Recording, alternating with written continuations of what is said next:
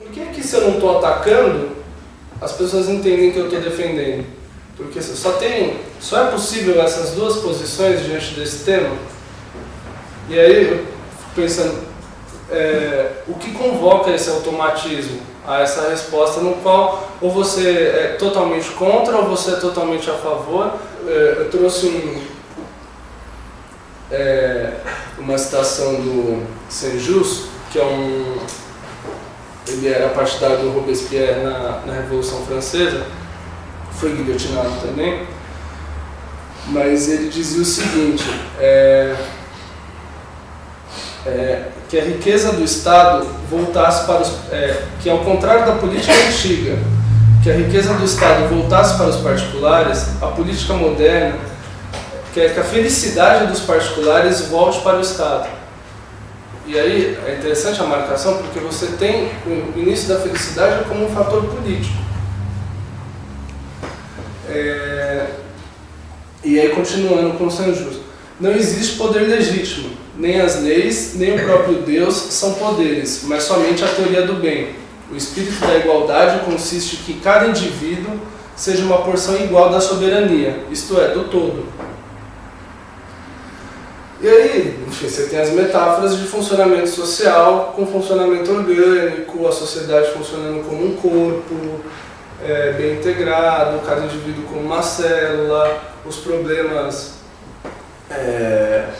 até hoje, há uma metáfora de um problema social como um câncer social, e aí, quando você tem o tema do crack, a analogia é direta, você não pode tratar um câncer com uma aspirina, que é geralmente o que as pessoas pautam no debate. Então, você não pode pegar leve com os usuários, é como eles costumam tentar justificar. Né?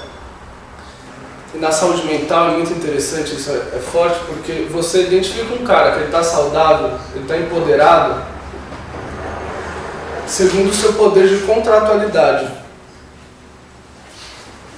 E em torno do contrato, o que está em jogo? A troca. Porque o contrato ele é a formalização de uma troca. Né? Quando você firma um contrato, você faz o quê? Olha,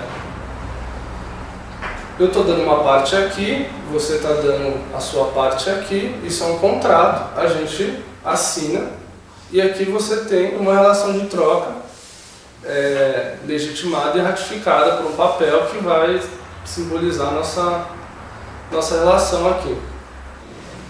E aí o Marx vai falar de um processo que nas relações de troca você começa a viver a personificação das coisas e a coisificação das pessoas.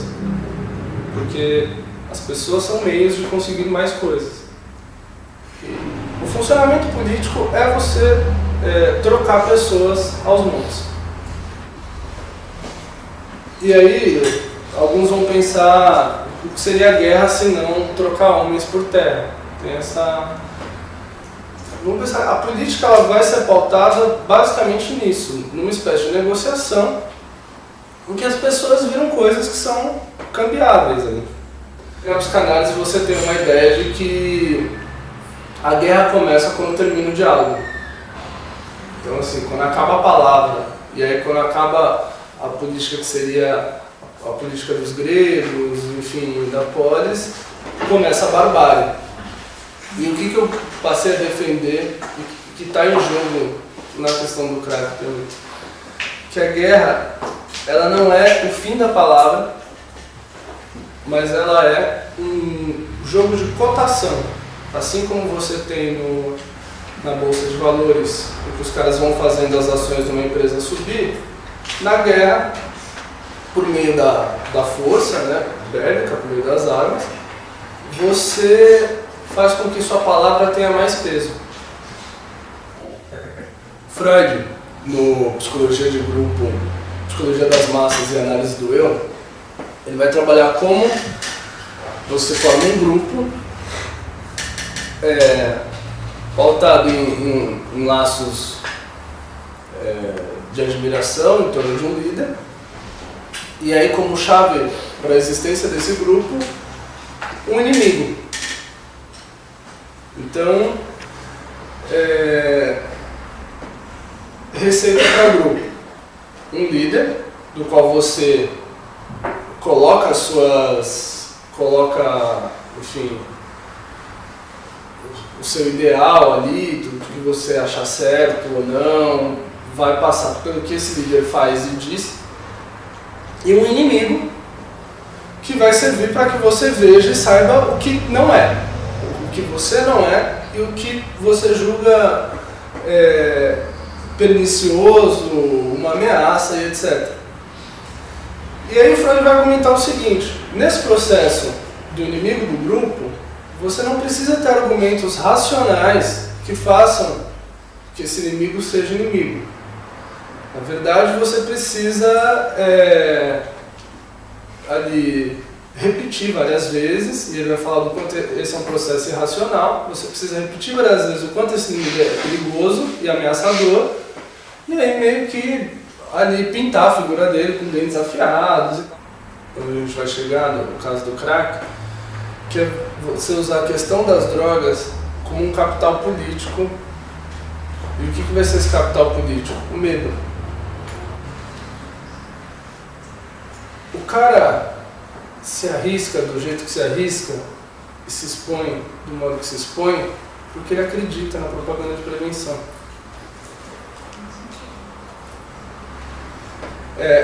Quando o Lacan fala do grande outro não ser barrado, é o quê?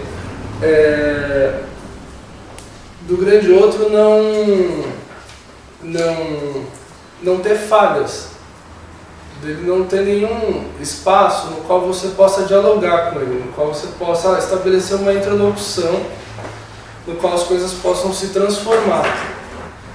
Se o crack é isso que está dito e ponto, se não tem negociação a partir disso, a única escapatória que eu tenho de sair da sua fala é pagar com a minha vida.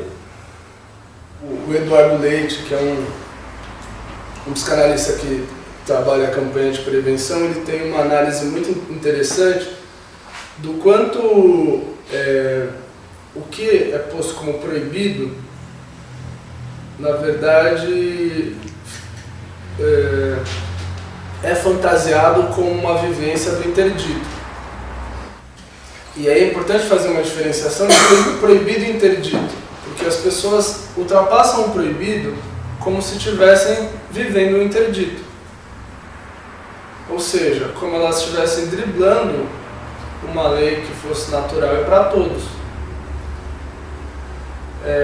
E isso, nesse jogo brincado com a morte que tem em alguns usos em alguns modos de se relacionar com a droga, é muito presente.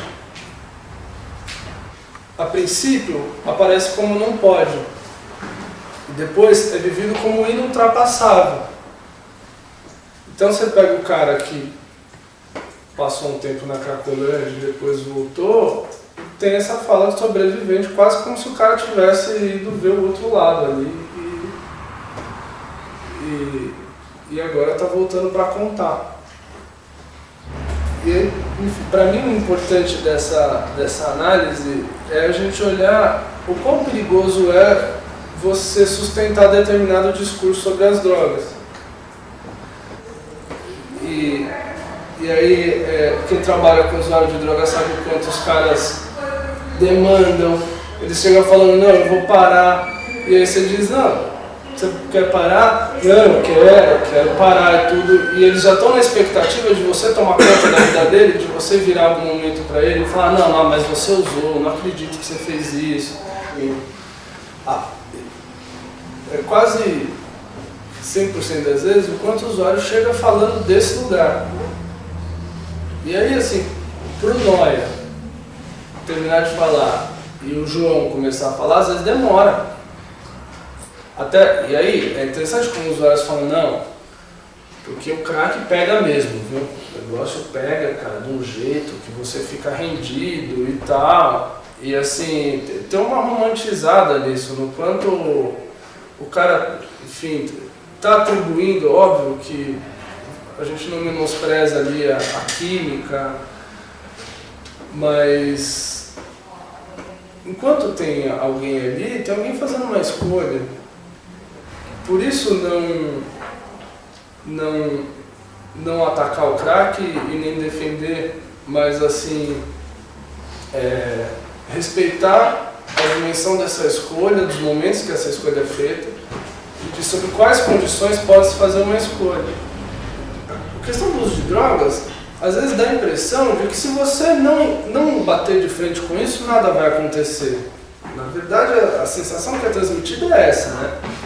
Se eu não fizer esse cara parar de usar droga, eu não vou conseguir trabalhar com ele. E aí, há uma radicalidade dessa proposta, desse terceiro pagamento aí, que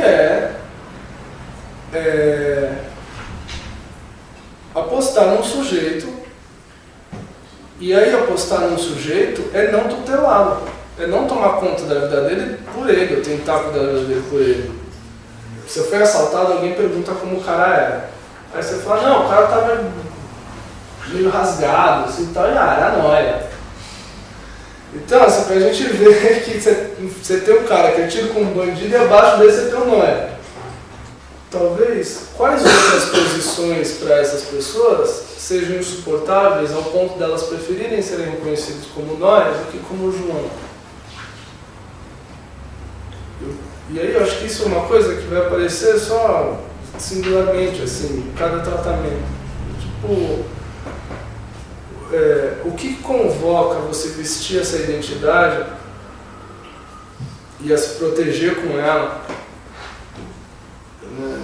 E que mensagem essa identidade comporta?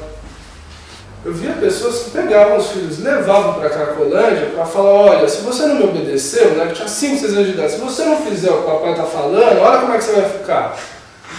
Tipo, se você experimentar a droga, te olha como é que você vive.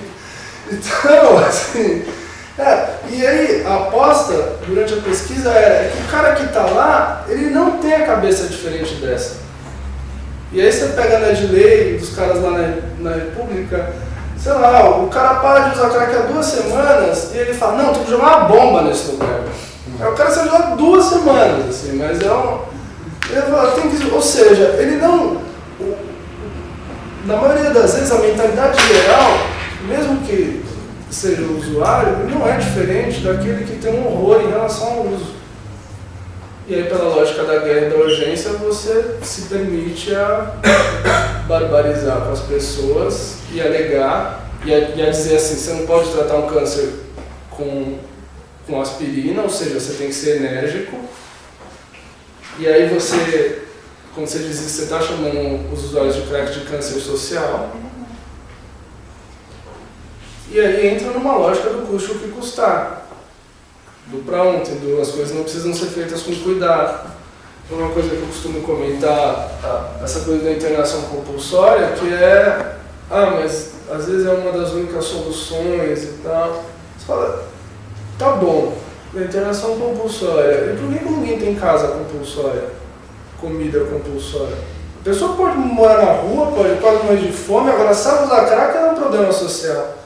E aí eu acho que entra na lógica da psicologia das massas do Freud. É você capitalizar em cima do medo. Do tipo assim, o que vai, e você inverte a lógica, o que vai levar as pessoas para a rua e fazê-las, enfim, ficar naquela situação é o crack, e não o contrário. A possibilidade desse discurso girar e da gente reconhecer que o governo não sabe o que fazer com isso, de que nós não sabemos o que fazer com isso, de que isso diz algo da nossa sociedade que a gente não quer ver, a forma como as pessoas usam crack estão no espaço público. Eu acho que o que impede um pouco essa passagem de, enfim, escutar o que o evento do crack tem a dizer, se impõe justamente pelo enrijecimento da questão do medo. E aí a coisa de você pintar o inimigo como um monstro e assim, com isso a gente não dialoga, isso a gente combate. Enquanto quem usa crack tem que parar de usar agora, senão vai morrer, e vai morrer porque está querendo morrer mesmo, porque está usando crack só pode querer morrer.